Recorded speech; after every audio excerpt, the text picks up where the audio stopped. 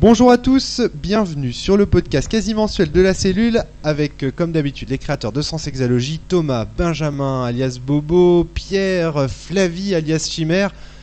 Tout le monde est là, ça rime en plus, c'est formidable, extraordinaire. Chimère et tout le monde est là, ça rime. Hein, non, Chimère et c'est extraordinaire, enfin je sais plus ce qui rimait, mais ça rimait bien. À la base ça rimait bien avant que tu me coupes. Quoi qu'il en soit, aujourd'hui on va répondre à vos questions, les questions que vous nous avez posées sur le forum. Parce que pour l'instant je ne sais pas pourquoi vous n'osez pas franchir le pas et venir nous les poser sur le blog de la cellule directement.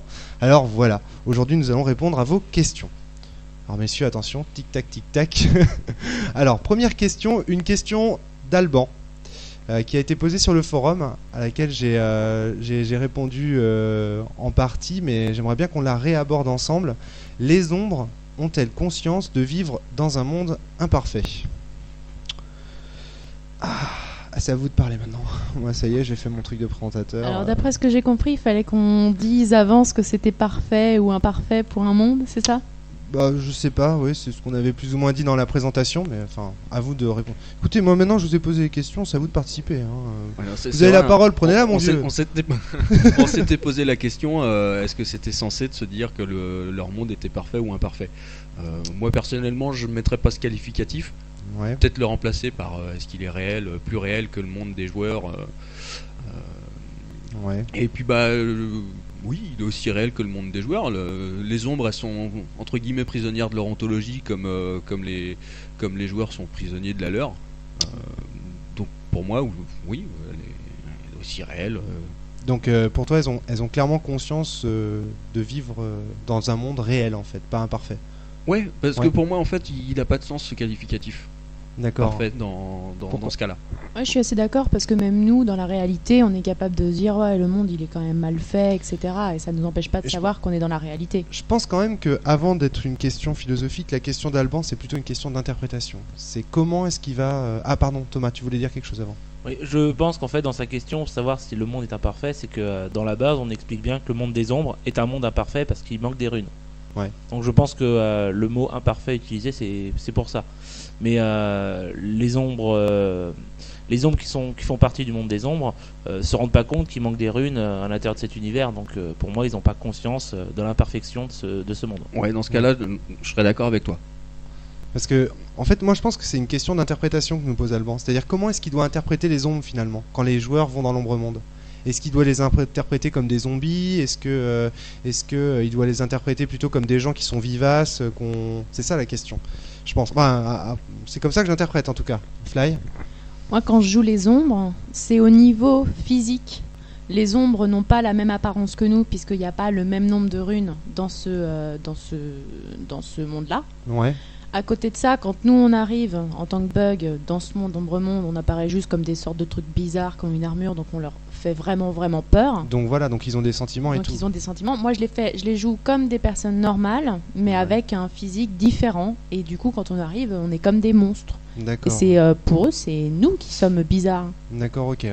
Donc nous, pour eux, on est clairement des espèces d'extraterrestres ou quoi que ce soit. Ouais, donc ça peut entraîner des remous dans le monde des ombres. Le fait qu'il y ait un bug qui débarque comme ça dans le monde des ombres, on peut en parler dans la presse, après. Comme des sortes de dieux qui arrivent. Je veux dire, si on avait débarqué en Amérique au moment des grandes découvertes, et ben voilà, on aurait été les nouveaux dieux. Ouais. Alors Bobo, je te vois tiquer là. Ouais, non, c'est juste, en même temps, les mecs qui sont dans l'ombre monde, c'est pas des sauvages, tu vois, vu que l'ombre monde c'est le même à l'instant T. Mais si ceux qui étaient en Amérique du Sud, non, c'était pas des sauvages. Attention là, ce podcast est en train de dériver là. Non, voilà, dans l'interprétation que j'aurais fait du gnome qui voit une réplioïde arriver devant lui, indépendamment d'à quoi elle ressemble, mais bon, imaginons une grosse armure, le mec il va juste flipper qu'un truc est arrivé, ça ressemble à une armure. C'est un prédateur.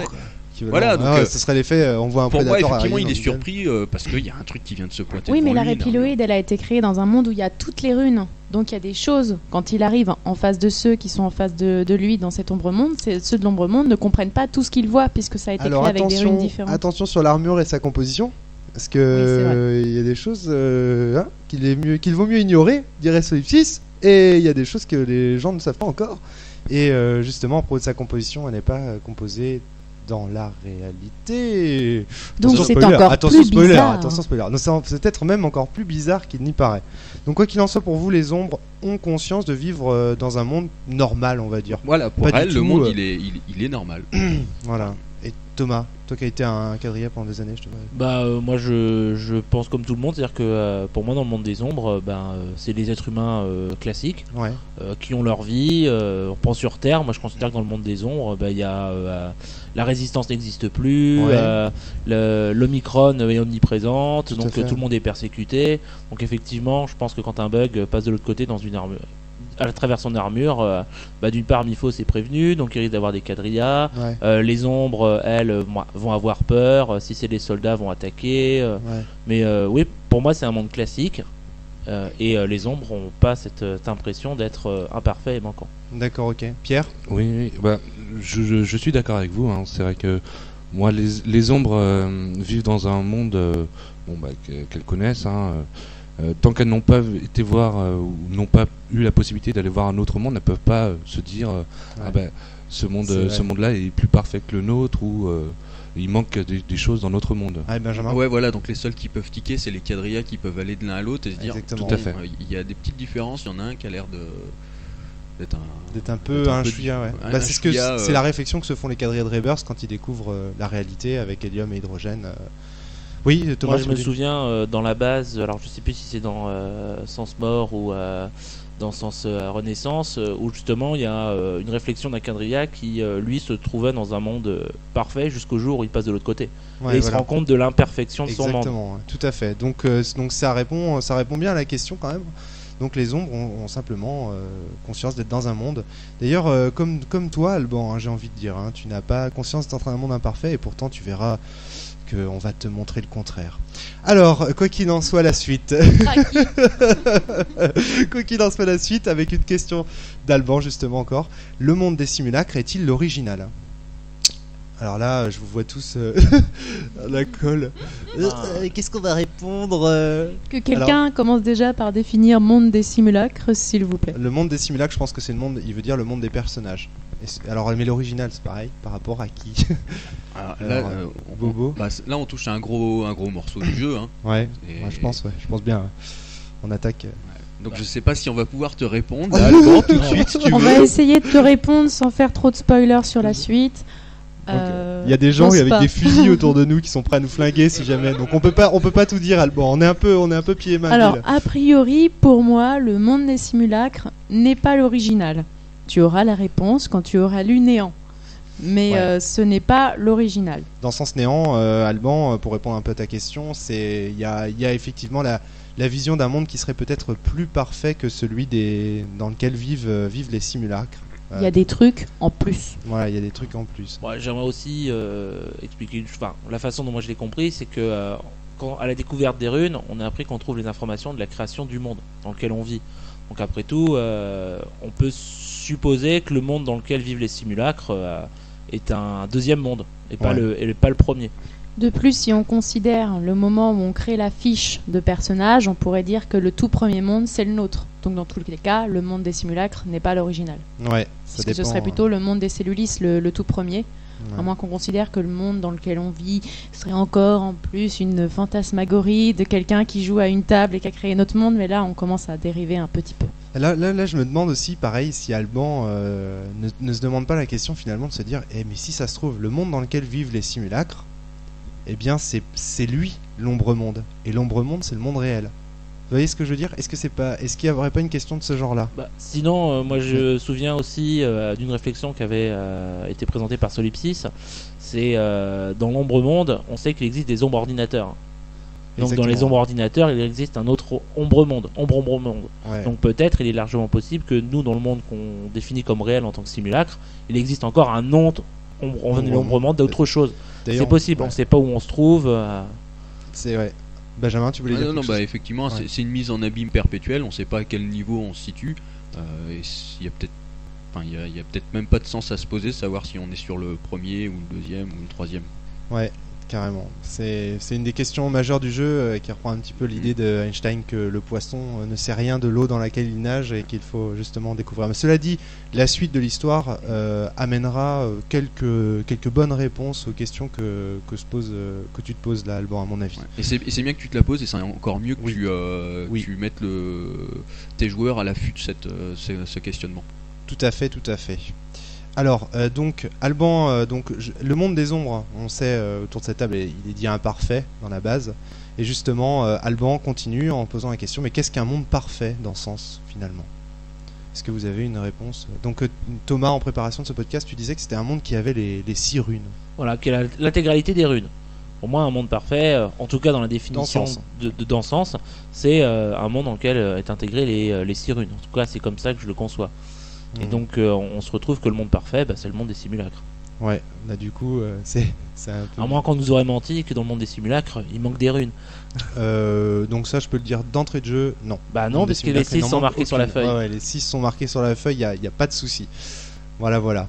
Donc on a fait le tour... Benjamin. Ouais, aussi sur le côté parfait, moi je me posais la question, parfait pour qui, vis-à-vis de qui ? Pour les joueurs, et je me dis non, le monde s'il devait être parfait avec les 6 runes, ça serait plus par rapport à Sens. C'est lui qui crée son monde. S'il doit être parfait, c'est pour lui.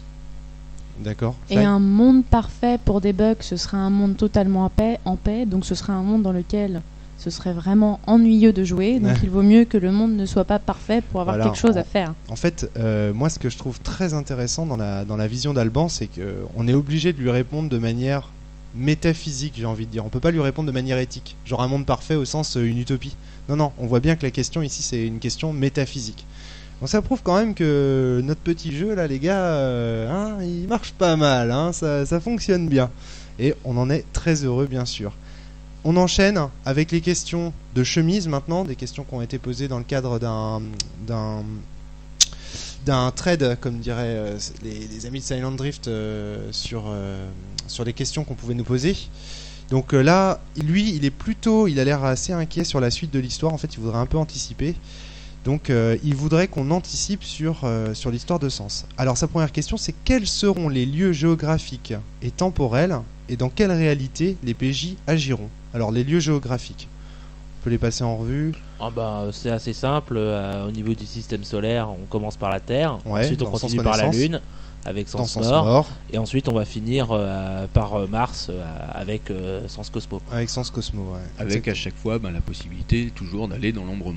Alors ouais, il y avait eu aussi une question là-dessus, je m'en souviens maintenant, c'était est-ce qu'on pourra toujours revenir en arrière ? Ça, j'ai l'impression qu'on est un peu comme dans un mauvais RPG où à un moment donné on est bloqué, on a fait une sauvegarde au mauvais endroit puis on peut plus faire les secrets du jeu en arrière. Non, on retourne pas en arrière, tu avances petit. Non. Non mais ça veut pas dire pas revenir en arrière, revenir dans le temps non.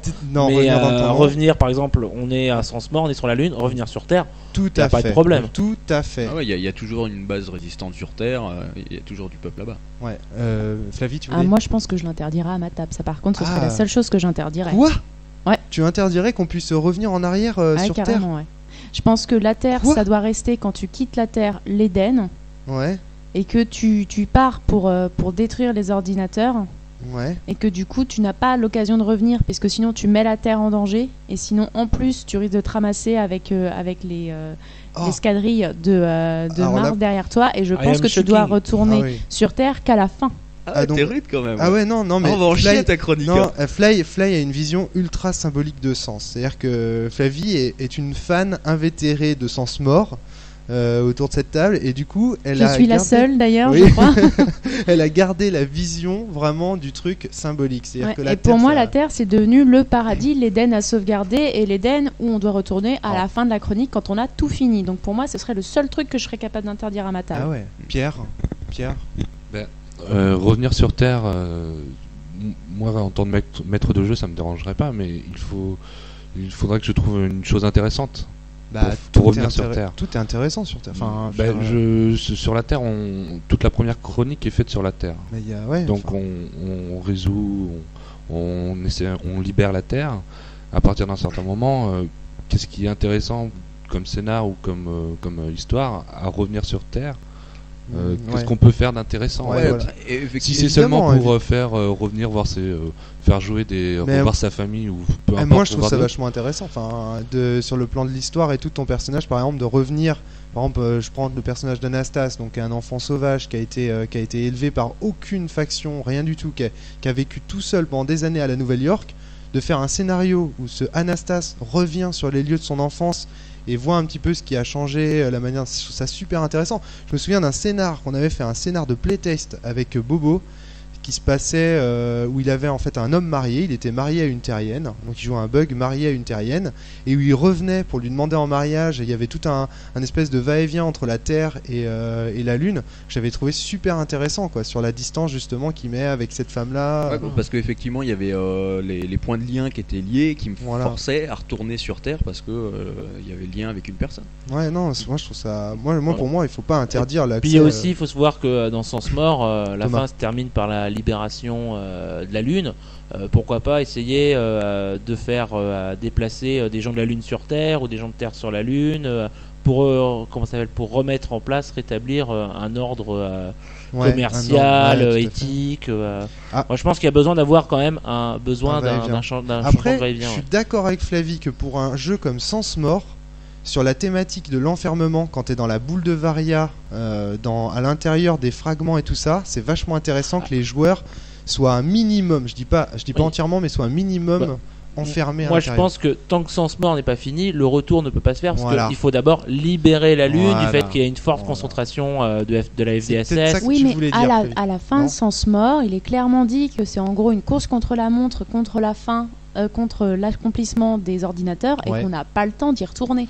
On est censé foncer pour pouvoir empêcher l'accomplissement des ordinateurs. Après, on peut pas en dire plus, mais il y a quand même des possibilités que nous donne notre armure à un moment donné du jeu, notamment grâce au personnage de Nathaniel qui va l'en inspirer quand on va pouvoir transformer les répioïdes en vaisseau. Et les ombres pouvoirs aussi. Moi, je me souviens d'une discussion avec toi où tu nous expliquais que entre chaque chronique, il y a plusieurs mois qui se passent. Dire qu'entre la fin de Sens Renaissance et le début de Sens Death, il y a quand même plusieurs mois qui se passent. Oui, mais pareil. Il est clairement dit que c'est le voyage en vaisseau, le voyage que prend le vaisseau pour atteindre une autre planète. Ouais, mais à la limite, ce genre de choses, c'est dans le bouquin, mais c'est pas forcément gravé dans le marbre. Si le MJ il a besoin, pour X ou Y raison, que le délai soit plus long ou plus court, il va s'adapter. On se rend compte qu'on va être relativement libre sur ce point à partir du moment où on justifie que le MJ donne une justification que, ils vont pouvoir revenir ou pas. Moi, Fly, je dis une chose, c'est que si à un moment donné, dans ta chronique, tu vois qu'il y a un perso, je prends par exemple l'exemple d'Anastas, l'exemple de Bobo avec son histoire de mariage, l'exemple d'Anastas avec l'enfant sauvage, s'il y a l'histoire du perso qui peut avancer et que du coup il est obligé de revenir sur les lieux du passé, tu lui interdiras pas de le faire.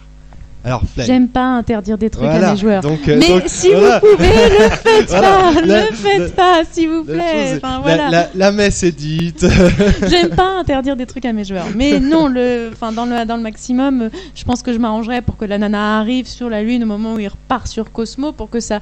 Oh non, on était sur le point de se revoir, mais en fait, je te la réarrache à nouveau. Augmentation de la tragédie, Sens Death, tout ça. Non, mais voilà, c'est ça la justification. Donc là, exactement. Mais il ne retournerait pas sur Terre. Alors, donc, les lieux géographiques et temporels, quand même, parce qu'on s'est complètement éloigné de la question de chemise. Donc, pour te faire le topo, globalement, dans Sens Renaissance, Thomas l'a dit, on est sur la Terre. Dans Sens Mort, sur la Lune. Dans Sens Cosmo, on ira sur Mars. Et là, il y a une partie de la chronique qui se termine, j'ai envie de dire. Donc c'est pareil, les gens qui disent Sens ça fait 6 volumes, c'est énorme machin. Non, vraiment la chronique principale, on a envie de dire, Bobo, c'est toi qui le disais en préparation de ce podcast. La chronique principale c'est 3 des bouquins. C'est 3 des bouquins, c'est Renaissance, Mort et Cosmo, la chronique des bugs. Et puis à côté de ça, on a des jeux originaux qui apportent de l'histoire. Pour moi, alors là-dessus on est un peu en débat avec Bobo justement. Pour moi, Néant, et c'est vraiment une partie de la chronique. Oui, je suis d'accord. C'est clair. Il fait partie de la chronique dans le sens où il donne tellement d'informations sur les Setantras, sur. Je veux pas trop le background dessus, métaphysique mais du jeu. C'est clair que se faire la chronique avec les 3 bouquins sans passer par Nothingness, c'est s'enlever un petit peu de plaisir et d'infos. Alors, donc, Néant... Non, c'est peut-être, j'avance sur une autre question, mais en plus, je sais qu'à la table, à partir de Néant, il y avait eu une création d'un personnage qui était un mix entre un Settantra et un bug. Et un bug, ouais. Et du coup, on aurait vraiment beaucoup perdu et ça donnait même de nouvelles choses sur KO. Alors, ouais, donc là, tu anticipes un petit peu sur la question suivante, mais effectivement, juste pour reprendre encore une fois la question de chemise, donc dans Néant, il faut savoir qu'on se balade, donc les joueurs seront invités à se promener, à interpréter de nouveaux personnages. Donc ce sont les bugs qui interprètent des personnages, c'est-à-dire c'est un jeu de rôle dans le jeu de rôle, et donc ces personnages seront des Settantra. Et la planète sur laquelle ils vont se balader s'appelle Myriade. Donc c'est une planète un peu fantasmagorique dans laquelle les éléments primordiaux, donc le feu, l'eau, etc. On retourne un petit peu, j'ai envie de dire, pas du Medfan, mais un côté un peu magique en fait. Il y a plus de magie, plus d'histoires comme ça. On est moins dans la science-fiction et un peu plus dans le médiéval fantastique dans cette partie, donc dans Sens Néant. Donc voilà, Sens Chaos. Ce que je peux t'en dire pour l'instant, chemise, c'est que Sens Chaos invitera probablement les bugs à retourner dans le passé. Voilà, c'est tout ce que je peux te dire. Le passé de quelle réalité, je te laisse l'imaginer. Et pour Sens Création, sachez dès à présent que Sens Création sera un supplément aux 5 autres jeux et dans lequel on reviendra sur la cohérence de Sens. C'est-à-dire que ce sera plus un livre d'explication, un livre de conseils OMJ, un livre dans lequel les visions de Sens seront vraiment bien présentées, la vision métaphysique de Sens sera vraiment bien présentée et qui servira plus d'aide de jeu que véritablement de base pour créer des scénarios, bien que cette aide de jeu évidemment puisse servir à créer des scénars. Donc voilà pour répondre à ta question, chemise. Maintenant tu nous en as posé d'autres et nous allons enchaîner. Donc il te demande dans quel lieu temporel, mais à quel moment. Là c'est facile, toutes les chroniques chemise sont de 2 ans et donc Sens Renaissance ça prend 2 ans, Sens Mort 2 années supplémentaires, Sens Néant 2 ans, Sens Cosmo 2 ans et là pause parce qu'après comme je te l'ai dit on revient dans le passé, donc là ça n'a plus trop de sens de répondre à ta question en termes temporels. Maintenant, dans quelle réalité les PJ agiront? Toujours entre Ombre Monde et réalité pour la chronique principale et dans la réalité des Settantra pour Sens Néant, et pour l'autre, encore une fois, je ne réponds pas à ta question pour le moment. Ce serait trop anticipé, de toute façon tu n'en aurais pas besoin pour faire tes scénars. Donc voilà. Alors maintenant une autre question, allez, j'arrête de parler tout seul. Quelles factions seront accessibles? Actuellement les seules factions qui sont accessibles c'est la Résistance, et donc au départ c'est Terrien, et avec Sens Mort ça va être Légende Sélénée. Voilà, on va voir la résistance sélénite qui va apparaître à ce moment là, on va pouvoir intégrer cette résistance là. Maintenant quel genre d'archétype? Je pense que c'est plutôt ça la question. Après au niveau des archétypes, donc au départ on est des bugs. Ouais. Après on a réussi à débloquer le Quadrilla. Ouais. J'aime bien la version débloquée. Débloquer le Quadrilla. Ensuite on a toujours la possibilité de faire un bug, mais de la Lune. Ouais. On a aussi la possibilité de faire les fragiles qu'on rencontre donc dans Sens Renaissance. Tout à fait. Et d'ailleurs, je voudrais juste préciser pour nos auditeurs qui commencent Sens Renaissance et qui ont déjà lu Sens Mort que les fragiles peuvent tout à fait s'intégrer avant le début de Sens Mort. Si vous voulez, vous pouvez intégrer un fragile à la fin de la chronique Sens Renaissance. C'est juste qu'ils sont bien écrits dans Sens Mort. Voilà. C'était la petite parenthèse. Et après, ce qu'on pourra éventuellement rencontrer comme archétype, ça va être les Némésis. Donc les personnages qui ressemblent au Sphinx. Alors c'est le renard dans la nouvelle version. Voilà. Donc le renard.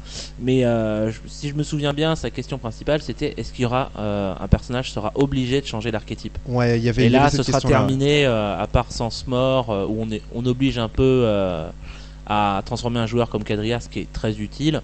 Ouais. Après, c'est vraiment au choix du joueur. C'est vraiment au choix du joueur. C'est pas les Némésis, globalement, l'histoire des Némésis. Donc, pour ceux qui ont lu Sens Mort, ils le savent déjà, mais ce sont des gens qui ont décidé de mettre toutes les informations de leur mémoire, leur cerveau, etc., à l'intérieur de corps d'animaux. Donc à partir de là, imaginez que votre joueur en ait marre de se balader avec une armure, il en est marre de jouer un humain tout simplement. Il peut décider avec le MJ que son personnage va mourir par exemple dans une mission et se faire récupérer par une des factions qui est capable de le transformer en Némésis. Pierre, là-dessus, c'est toi qui a testé le truc. Oui, avec Anastas, quoi. Oui, exactement. C'était un bug et puis c'est devenu par la suite une panthère, un Némésis. Voilà. Donc, mais qui est toujours un bug.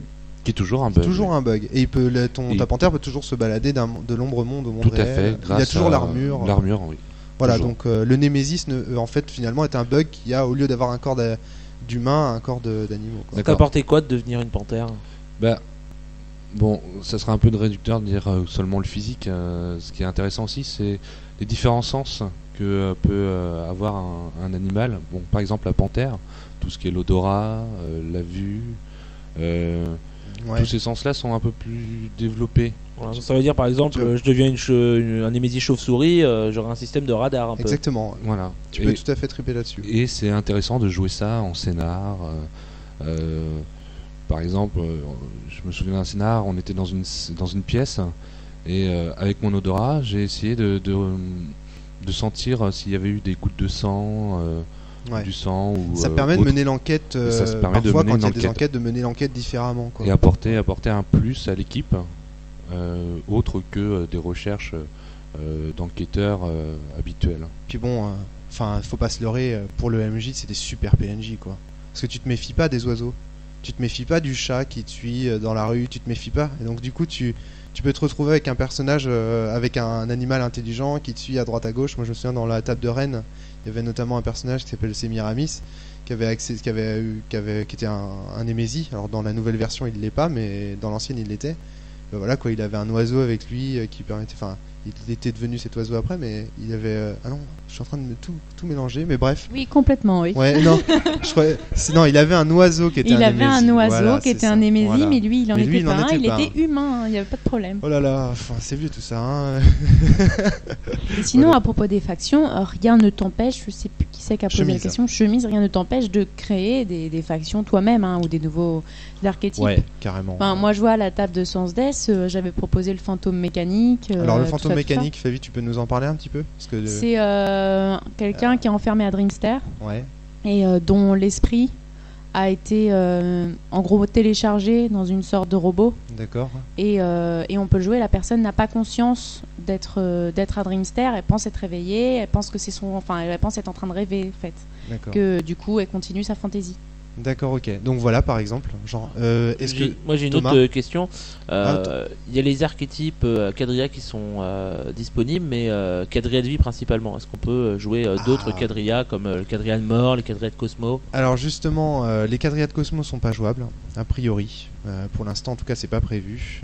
Je sais pas si je pourrais développer cet aspect.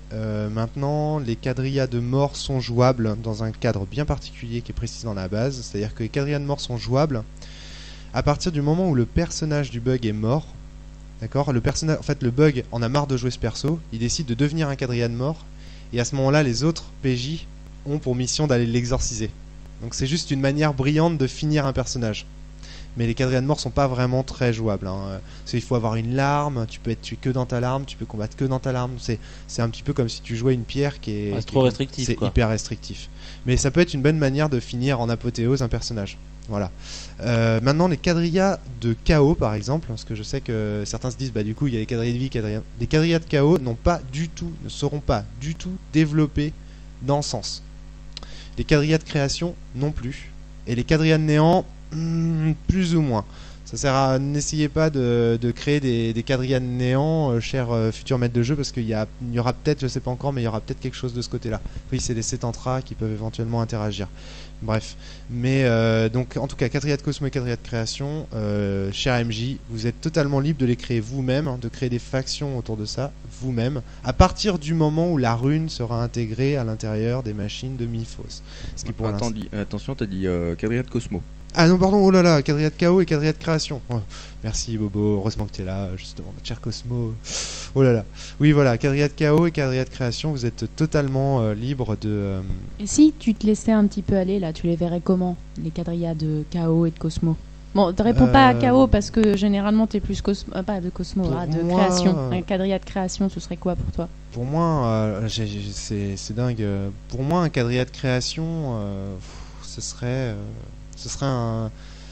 des personnages qui seraient peut-être plus proches de Classis, au sens où ils auraient des pouvoirs qui permettraient de générer certains types de certains types de décors. Par exemple, le pouvoir, mettons, ils ont un pouvoir, quand ils écrivent sur leur corps quelque chose, tac, il y a un truc qui apparaît, genre il y a un arbre quelque part. Donc en fait, moi ce que je voyais comme problème dans les quadrillas de création quand j'ai créé Sens, c'est que ça donnait beaucoup trop d'autorité aux joueurs qui le créaient vis-à-vis du maître de jeu, et que au début, comme je veux pas trop en donner au début, vu que Sens c'est un jeu un peu tyrannique, mais par contre voilà, ça peut être fait peut-être après.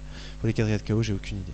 Honnêtement, j'ai aucune idée. Je sais que Bobo, qui réfléchit pas mal à la physique Parce que moi maintenant, quantique. ça me tenterait vachement de créer des quadrillas de chaos. Ah bah oui, quoi. bah écoute. Mais en revanche, là, ça reste aussi un problème, puisque le chaos, ça il se ramène, et dans ces cas-là, il fout le bazar, il met le petit bazar Donc, pour le maître de jeu. Donc Miphos c'est toujours Quadrilla un problème. récupère la rune de chaos d'Andès.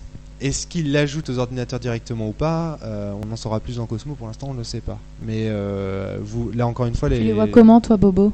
Ouais, alors Le problème, c'est que. il peut pas en parler. Comme on n'a pas fait ma chronique, Voilà, il je peux pas trop en parler. Il est pieds et mains. Mais je vais vous baiser. C'est ça, ouais. Mais quoi qu'il en soit, donc, ouais, je sais qu'il a pas mal réfléchi. Moi, au je sais truc de qu'au tout là. tout début, où on jouait à Sens avec Cédric, on pensait que les quadrillas de chaos, en fait, c'était les bugs. Parce que du coup, on était ceux qui rentraient pas dedans. Tu vois ce que je veux dire? Ah Que oui, du coup, d'accord. le chaos ne pouvait pas être pris en compte par un ordinateur, et du coup, D'accord. nous, on pensait que c'était les bugs. Dire un peu plus. Je ne veux pas répondre. Non. En tout cas, clairement, les bugs ne sont pas les quadrillas de chaos. Ils sont beaucoup plus que ça. Alors, autre question de chemise. Ah bah oui, c'est celle à laquelle tu as répondu tout à l'heure, Tom. Certains PJ seront-ils à nouveau obligés de changer de race? Donc là, la réponse est Non. Parce qu'il dit j'aimerais pouvoir prévoir ça à plus ou moins long terme. Donc voilà. La seule chose que question, les ils ont joueurs la vont être réponse est obligés non. de changer, c'est qu'à un moment, ils joueront un Setantra. Mais c'est Ouais. pas un changement de forme. C'est vraiment un C'est exotique. temporaire. Ouais, voilà. C'est-à-dire que là, ouais, voilà. C'est les bugs qui jouent à un jeu de rôle dans le jeu et qui jouent à un Setantra. Mais il n'y a pas, voilà, c'est pas il y a un changement. Le bug ne devient pas un Setantra. Il interprète un Setantra par contre. Voilà. Autre question. Tu voulais ajouter quelque chose, Tom? Non. La seule chose que je pourrais ajouter, c'est que maintenant, si un MJ veut transformer un bug de nouveau en quadrilla ou en autre chose, ou par exemple en Némésie, libre à lui. Hein. Ouais, tout à fait. Hein. Exactement. Donc, autre question qui nous a intrigué. En fait, à la base, on ne devait pas trop en parler, mais finalement, on a un petit peu envie de donner nos points de vue là-dessus, tous autour de cette table. Combien y a-t-il de bugs? C'est une question qui a été posée aussi sur le forum de Sens. Combien y a-t-il de bugs? 764. 992. Qui dit mieux? Ok. Alors, les gars, dans votre vision de Sens, on va commencer par toi, Tom.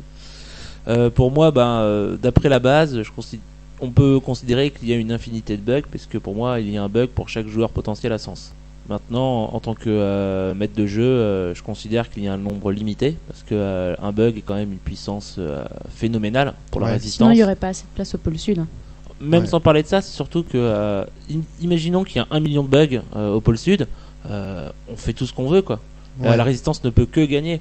Donc pour moi, c'est une ressource rare, donc il doit avoir qu'un nombre limité de joueurs présents. Mais après, l'avantage d'être MJ, c'est que si j'ai besoin d'un bug pour faire un scénar, hop, il y a un bug qui apparaît. Ouais.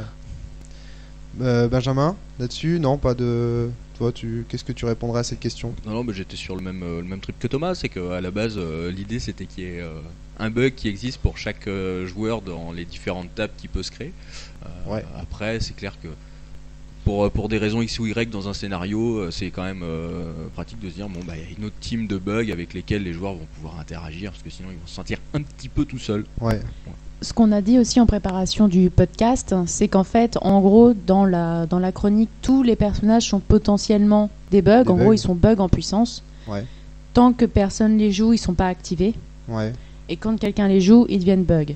Ouais. Ce que j'avais proposé, je crois, sur le forum, c'était qu'on puisse mettre chacun les bugs qu'il y avait à sa table. Ouais. Moi, ça me semble très bien. Pour C'est-à-dire pouvoir que ce soit des vrais bugs, en fait, Ouais. qui soient joués quelque part et qu'on Ouais, reste voilà. vraiment dans l'univers de Sens. que carrément. Ouais. Et qu'à la limite, un MJ qui avait besoin d'avoir une autre unité dans son scénar aille sur le site et se dit tiens, bah, il y a telle unité qui existe, Ouais. qui est jouée je sais pas à quel endroit, avec tel mec, bah, je prends les noms, pouf, et c'est une unité qui apparaît dans mon monde. Ouais, éventuellement qu'on puisse communiquer ces unités entre MJ. Après, les unités qui nous font triper ou pas. Enfin, je veux dire, voilà, on prend les bugs qui nous intéressent. Par exemple, si les gens Dans la base de Sens Mort, on trouvait des bons personnages en la personne de Nathaniel, d'Agonis, de Lina, etc. Ils vont se dire bon bah voilà, tiens, je vais reprendre ces bugs là pour les entraîner, machin, enfin j'en sais rien.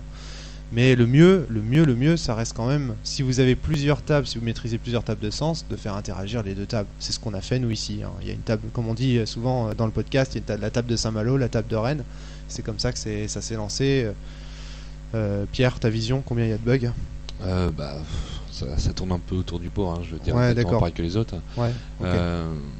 Moi, en tant que maître de jeu, j'avais une table où c'était des novices, ils connaissaient pas du tout le jeu, et pour utiliser des bugs pour en PNJ, en PNJ, j'ai utilisé des noms de bugs que je connaissais grâce au scénar que j'avais pu faire en tant que joueur.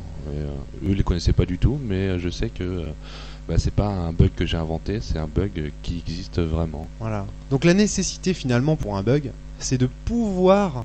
Qu'est-ce qu'un bug? C'est un personnage qui peut éventuellement avoir un joueur en fait à sa table, enfin à sa tête, dans sa tête, on va dire un celluliste qui le contrôle.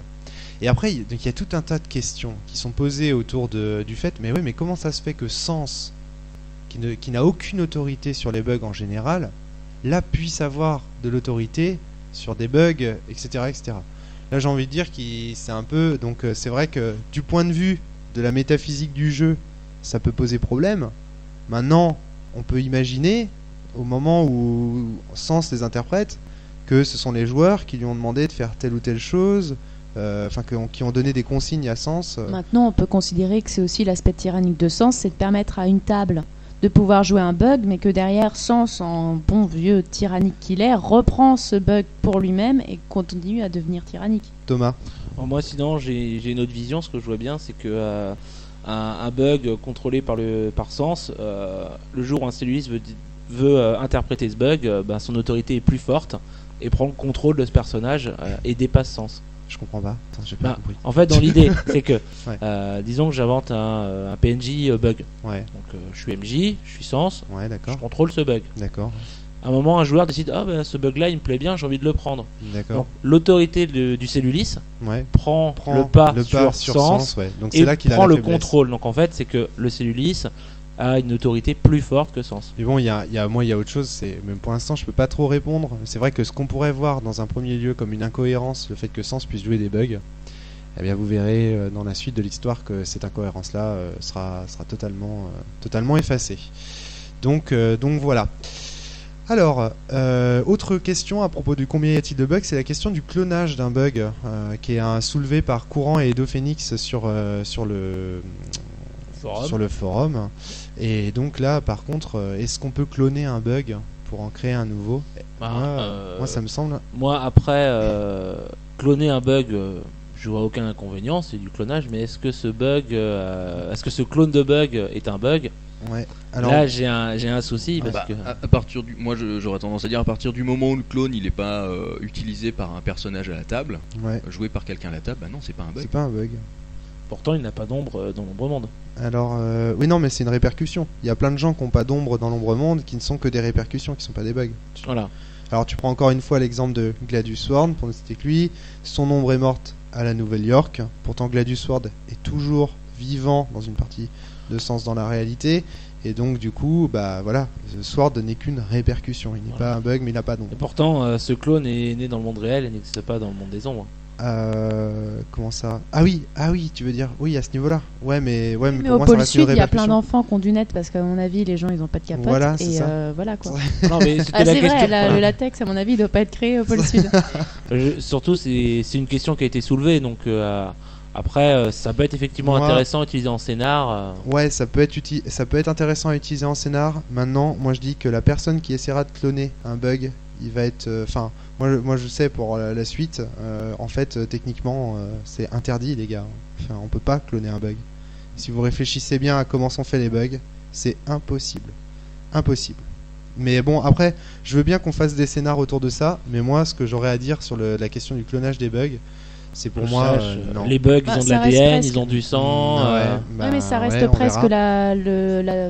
une question sur le clonage en général. Quand tu clones, imaginons que je clone un Romaric, Ouais. le Romaric qui sera créé n'aura pas l'histoire du Romaric original, Oui, donc on pourra il n'aura pas pas dire de que c'est Romaric personnalité. original. Carrément, il y a plein de Donc c'est pas questions. le même techniquement. Bah, ce Ouais. sera pas D'un le point de même, vue mais ce ontologique. sera- d'un point de vue, D'un point de vue d'ADN, physique, ADN et tout, dans le jeu, ce sera un corps qui ressemblera un jumeau. au bug, mais ce ne sera pas un bug. Ouais, Parce que le fait d'être un bug, c'est pas du tout lié à une qualité physique ou quoi que ce soit. C'est pas physique. C'est une question de fait. Ouais, c'est une question de fait, ouais.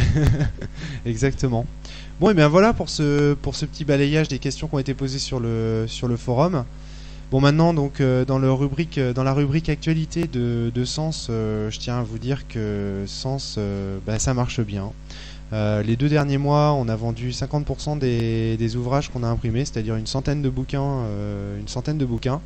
Donc c'est très très bien. L'impression est d'ores et déjà remboursée. Les frais que j'avais annoncés sur divers forums sont d'ores et déjà remboursés. Donc Sens va pouvoir continuer largement l'aventure. Si PayPal ne fait pas de bêtises, parce que je viens d'apprendre un truc assez badant. Vivien qui vient de me sortir que à partir du moment où il y avait beaucoup d'argent sur PayPal, ils avaient du mal à rendre les thunes. J'espère que je vais pas me faire emmerder avec ça. Il ne devrait pas avoir de problème. Ouais. Donc en gros, ça veut dire que Sens Néant arrive bientôt. Bah écoute, là je suis en train d'écrire. J'ai écrit 6 pages de Sens Néant où je commence à un peu faire une présentation du jeu, ce genre de choses. Mais c'est vrai que pour l'instant, je refais ma cuisine en fait. Et du coup, je peux pas être partout. Donc voilà. Mais oui, Sens Néant va venir. À la base, ce qui devait sortir l'année prochaine, c'était l'écran de jeu. Je pense que vraisemblablement ce qui sortira l'année prochaine ce sera Sens Néant. Ouais. Après, Je pense que l'écran de jeu, s'il doit le sortir, faut le sortir courant de l'année, quoi. ouais, peut-être. Enfin, le truc c'est que c'est vrai qu'il y a beaucoup de gens sur le forum qui sont assez impatients en fait vis-à-vis de la suite de l'histoire pour pouvoir commencer à maîtriser parce qu'ils ont peur de trahir la suite, etc. Et donc ça c'est un facteur qu'il faut quand même prendre en compte. Maintenant, ce qui est clair, c'est que je ne vais pas bâcler la suite des bouquins en me disant il faut tout de suite qu'ils aient la suite, etc.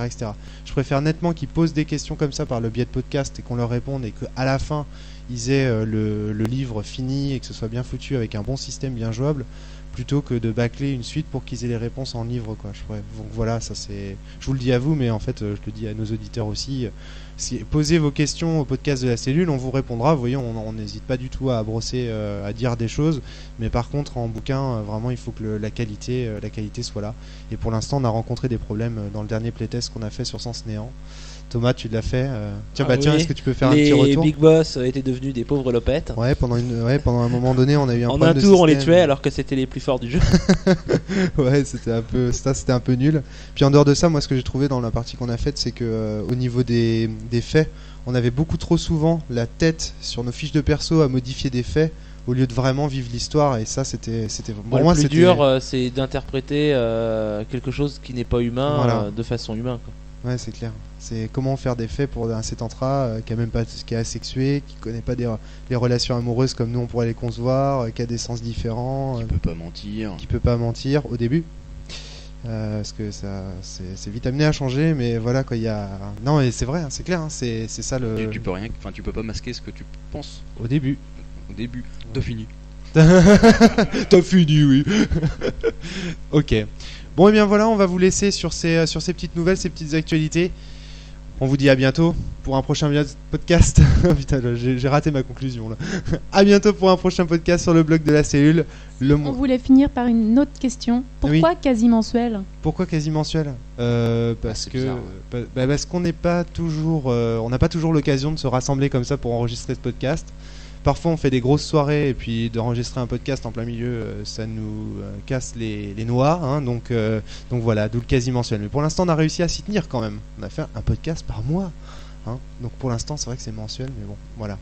Et puis il y a autre chose, c'est que je ne sais pas si vous avez vu, chers lecteurs du blog de la cellule, c'est que maintenant on vous propose des hors-séries. On essaye d'en faire un tous les mois. A priori, le prochain hors-série qui aura lieu sera sur le thème de créer une convention avec les gens de la convention d'Eclipse à Rennes. Donc bon bah voilà, c'est vrai que c'est pas tout à fait tous les mois, c'est un petit peu tous les 15 jours, tous les 20 jours, c'est pour ça que je dis quasi mensuel au début. Voilà. Puis quasi mensuel, Merci. c'est rigolo, ça fait quasiment mensuel.